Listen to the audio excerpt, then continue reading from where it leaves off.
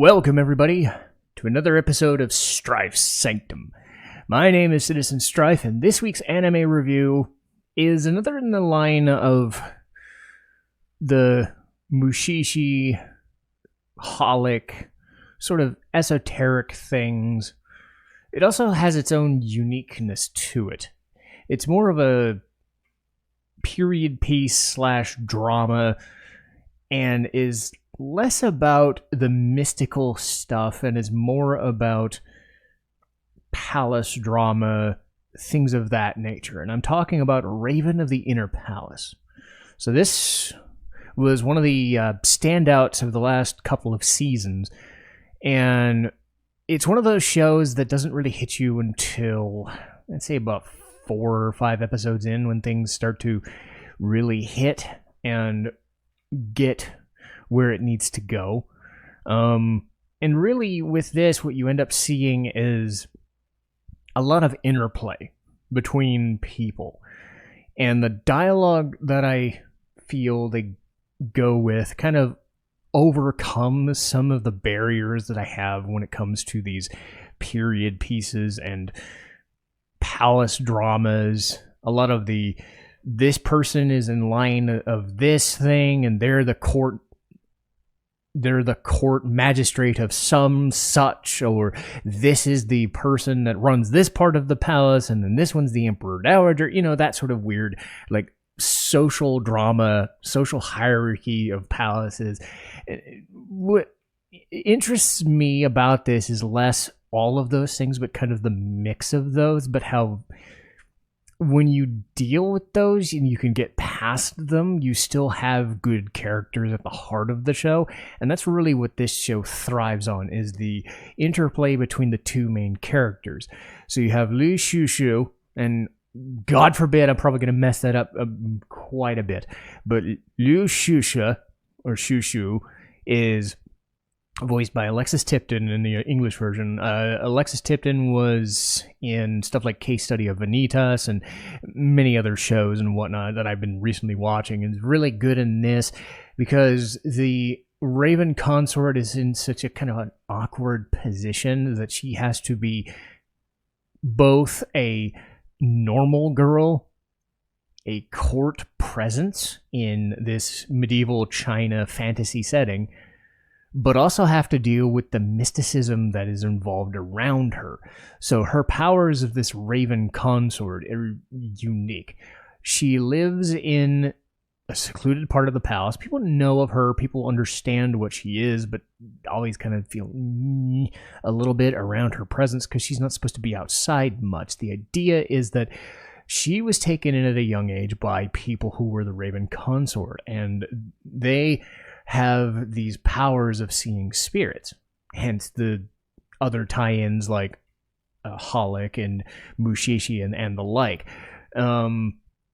This show plays at that a little bit less intense, so it's not really the deadly spirits or the ghouls or the goblins. It's more people who have passed on but can't seem to pass on to paradise without having something, like they're lingering threads, like there's something that they're missing. Either they're trapped by some magic, they're trapped by some coincidence or some guilt that is kind of keeping them trapped in this limbo that they exist in, or they didn't want to die and they have to be kind of coerced back to where they belong.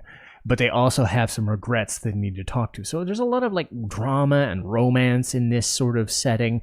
And the Raven consort kind of plays it as aloof, but also aware in the sense that she's above it all, but that's her role. Her job is to be this person, to do these things, to do all of the things and see all these spirits. And the way that the show kind of weaves in and out of all the court drama and palace drama of this medieval setting with all the mysticism, but also taking it back to, this is a real, young girl or young teenage girl or, teenage lady who's trying to, deal with all this problem.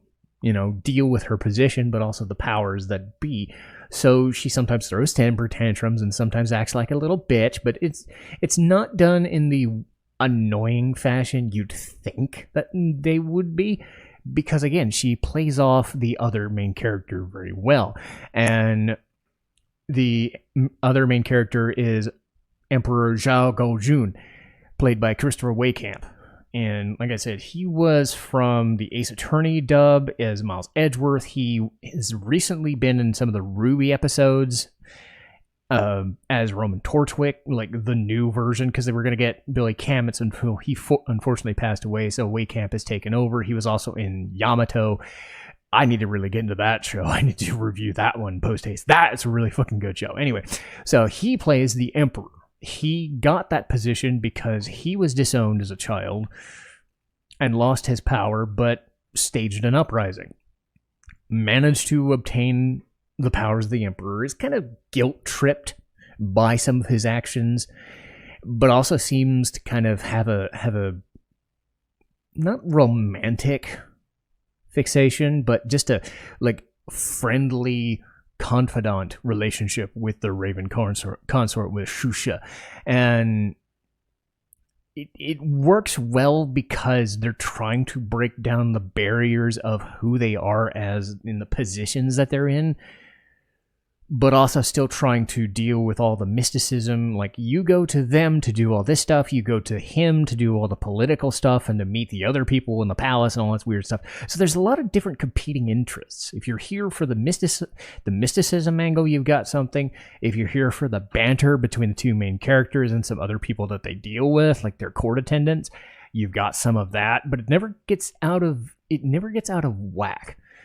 No one thing kind of dissuades you from watching it, and nothing really stays there and lingers too long, because you're always kind of learning, okay, what is this girl's real motivation? What is this guy trying to get out of being the Emperor? Who does he really suit for? What are all these little side interests? There's a main villain in like the last couple of episodes and things, but it doesn't really come up. It's more of the who is trying to deceive who is trying to hold back whom. You know, there's no like war or action in it. There are some action pieces, but again, this is mainly like 85 to 90% drama. Even the comedy is just kind of side glances back and forth or some comments. They're not really focusing on the comedy so much. So you're not forced into a situation where anything's trying to kill the mood. This is a very mood-driven show, and it does take a lot of time to see what... You know, because the difference would be something like the 12 Kingdoms, which I also watched recently. That was more of an action show, a lot more about the political hierarchy and who is doing all these coups and who is gaining powers. What are these 12 Kingdoms? How do you do that? If you want more of the historical set pieces and this does what, where, and these people are scamming who, and we fight them to overthrow the countries, that's not really what's at play here. Raven of the Inner Palace is still about what is going on with the Raven consort and Shushua and Gaojun as people, and breaking down the barriers of how do I take these people from their stations and turn them more or less into friendly associates and friends, because that's something that this younger girl really never had. And you still have at play all of the crazy adult dynamics and some of the weird political and hierarchical structure things around that to give you a different taste of things. It's not like ancient Japan. It's not Taisho era Japan. This is, you know, China, and it has its own feel to it. And again, it's not forcing itself in any one era. I'm sure somebody who has a little more knowledge of the feudal eras would know more about it and see if it was more accurate, but it's not meant to be one of those. If you're looking for more of a samurai drama kind of thing, that's not what they're going for. This is about the two characters and their confidants basically becoming friends, but also dealing with the mystical natures of people passing on, or people with the guilt, people dying in weird strange deaths, people not being able to pass on. And it's all done fairly well, because as I've said, nothing is really horrifying, nothing is really out of place, nothing is meant to be like that weird subversive like unsure, a lot of it is played at face value, which can be very very nice, because sometimes you want that unsettling vibe of the strange and obscure, but sometimes you want something that isn't trying to be obscure. It is a person being killed. It is a person having guilt. It is somebody who is trying to fall in love with somebody else, or had like a person growing up, little things like that, all human problems. They weren't bogged down by this spirit causes this problem and did all of these things. So it's a lot easier to digest. It's a lot simpler of a mechanic. You just kind of have to work with the show in its 2 or 3 big bases and then see if that dramatic approach is what you're looking for. But I did enjoy it quite a bit, and I would highly recommend it. But this one was a bit of a shorter review. It's kind of I don't know if they're going to do a second season, or if they've written enough to do that sort of thing. I think it was one of those sleeper hits kind of shows that the people who've talked about it talk about it very highly, but I don't know if anybody's gone out of their way to go, oh my god, this is the best thing ever. No.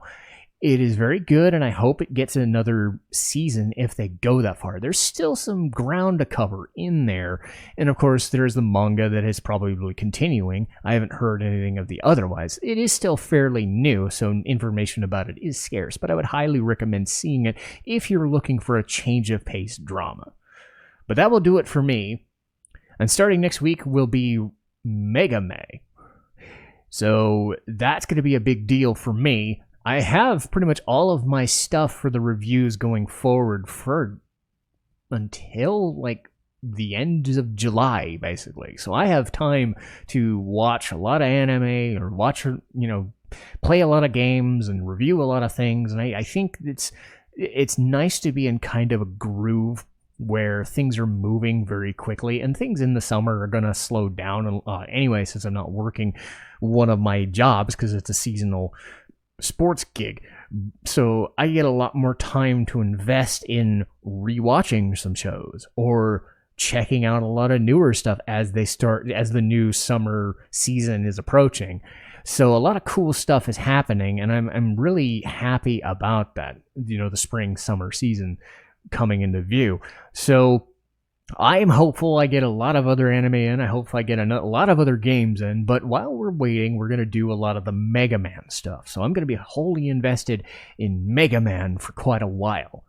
So we'll start with Mega Man 1 and Powered Up, and I will dig deep into that stuff. And I will see you next time. Citizen Strife, signing off.